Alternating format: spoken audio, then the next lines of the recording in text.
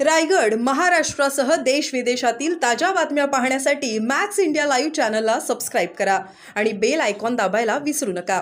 दोन राष्ट्रवादी एकत्र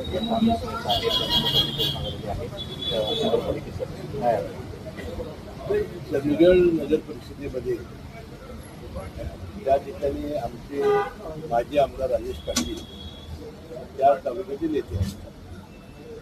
त्याची तक्रार अशी होती की भारतीय जनता पक्ष किंवा सिद्धिगड आपल्याला कुणी बोलायला तयार नाही। कालपासून निवडणुकीची उमेदवारी अर्ज भरायची सुरुवात झालेली आहे, म्हणून त्यांनी आपल्या शिष्टींची परवानगी काढून बेलावश्री बाबासाहेब कुटुंबाच्या कन्या ज्या आता पवारच्या गटात आहेत त्या नंदाताई कुपेकर यांच्यावर चर्चा त्यांनी केली आणि त्यांची राजश्री शाहू आघाडी म्हणून काल त्यांनी स्थापन केली आणि त्याला आशीर्वाद देण्यासाठी त्या ठिकाणी उपस्थित होतो। त्यानंतर आमदार शिवाजीराव पाटील साहेबांचा मला फोन आला तेव्हा माझी आणि नंदाताईची बोलणी होऊन आमची चर्चा झालेली होती आणि आता तुमच्यामुळं ते करायला तयार नाही। तुम्ही काय मला कधी बोलला नव्हता, परंतु आता ती दोघांची आघाडी झालेली आहे मी त्यावेळी उपस्थित होतो आणि अशा पद्धतीने माझ्या भावना त्यांना मी कळवतो। माझ्याच मतदारसंघामध्ये कागलमध्ये भारतीय जनता पक्ष नेत्यांच्यावर चर्चा सुरू आहे। गडिंगमध्ये जवळजवळ भारतीय जनता पक्ष आमची विसर झालेली आहे, त्यामुळे हा फॉर्म्युला सगळीकडे झाला। या ठिकाणी आपापली स्वबळावर लढणार आहे। आणि तटगडमध्ये जर भारतीय जनता पक्ष स्वबळावर लढणार असेल तर मग दुसरी आघाडी करू शकतात, परंतु एक आहे की महाविकास आघाडीच्या कुठल्याही पक्षाचं चिन्ह आम्ही घेऊ देणार नाही। आम्ही स्वतंत्र आघाडी तिथे करते असं समन्वय समिती सुद्धा ठरलेलं। पण कागलमध्ये पवार साहेबांची राष्ट्रवादी आणि तुम्ही एकत्र नाही, कागलमध्ये राष्ट्रवादी पक्ष हा फार मोठा पक्ष आहे आणि तिथे भारतीय जनता पक्ष आमची पेक्षा चालू आहे। जिंकणे हा एकमेव निकष ठेवून ही युती झालेली। काय होतंय की ज्यांची शक्ती मोठी आहे ती दुसऱ्या पक्षावर चर्चा करत नाही, तर त्यांनी काय करायचं? त्यांना आघाडीचा फॉर्म्युला हा तिन्ही पक्षांनी मान्य केलेला आहे। ओके, मग अशाच प्रकारे इतर समन्वय समितीची बैठक होते त्यामध्ये देखील हा फॉर्म्युला अशा चर्चा आता ज्या ठिकाणी राष्ट्रवादी आम्ही प्रबळ आहे तिथं कधी होणार नाही। आता मुख्यमंत्री मोदी स्वतःच बोलले ना की पिंपरी चिंचवडमध्ये भारतीय जनता पक्ष राष्ट्रवादी वेगवेगळे लढे, कारण त्याच्यामुळे शत्रूला फायदा होणार, यामुळे ही रणनीती आमची आहे। ओके, राज्यात पहिल्यांदाच दोन्ही राष्ट्रवादी अधिकृत एकत्र आले साहेब। अधिकृत आले, आघाडी झाली, आघाडी झाली। पवारांच्या पक्षाची हातमिळवणी करणं हे भाजपला घडवणार वाटत नाही का?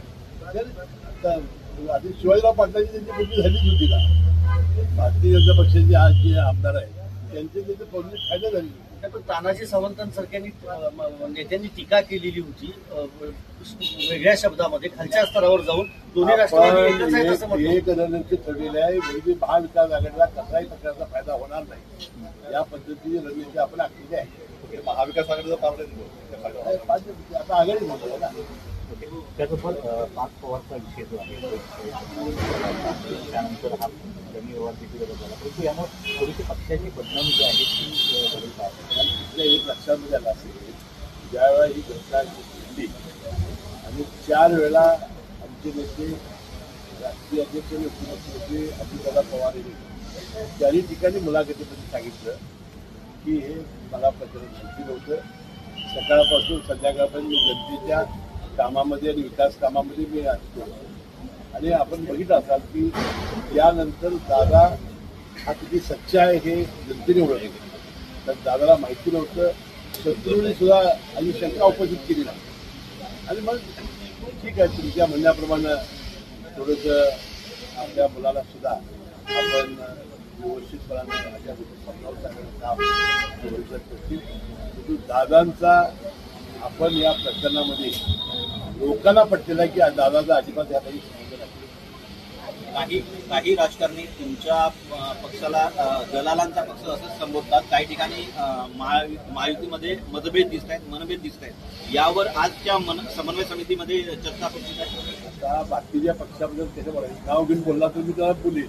तुमच्या पक्षाला म्हणतायत, शिवसेना म्हणताय, रायगडमध्ये शिवसेना म्हणताय, दलालांचा पक्ष आहे। कुठली शिवसेना? शिवसेना एकमेवच आहे. शिवसेना उद्धव बाळासाहेब ठाकरे दुसरा पक्ष आहे. विरोधी पक्ष आहे ना, विरोधी पक्ष बोलणारच ना. नाही सत्ता पक्ष म्हणताय सर. महेंद्र दळवी, महेंद्र थोरवे म्हणताय. आता त्यांच्या जिल्ह्यामध्ये जाऊन माहिती घ्या ते काय आहे ते. कोल्हापूर जिल्ह्याचा विचार केला तर सतीश पाटलांची काही चर्चा होऊ शकते. अजिबात महाडिकांशी चर्चा होणार नाही. भारतीय जनता पक्षाबरोबर आणि शिंदे गटावर चर्चा होईल. घाटगेंसोबत नाही का? समन्वय समितीची बैठक आज होते, त्या बैठकीमध्ये तुम्ही देखील असणार आहे.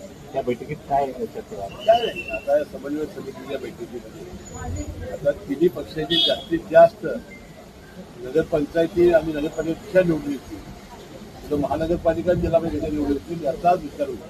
दिल्लीमध्ये बॉम्बस्फोट झालेला आहे. माहिती दिल्लीवाला हे काल संध्याकाळपासून बघितलं. अगदी जरा आपल्या देशाची गृहमंत्री बिल आहे त्याची पाळंमुळ करून टाकते.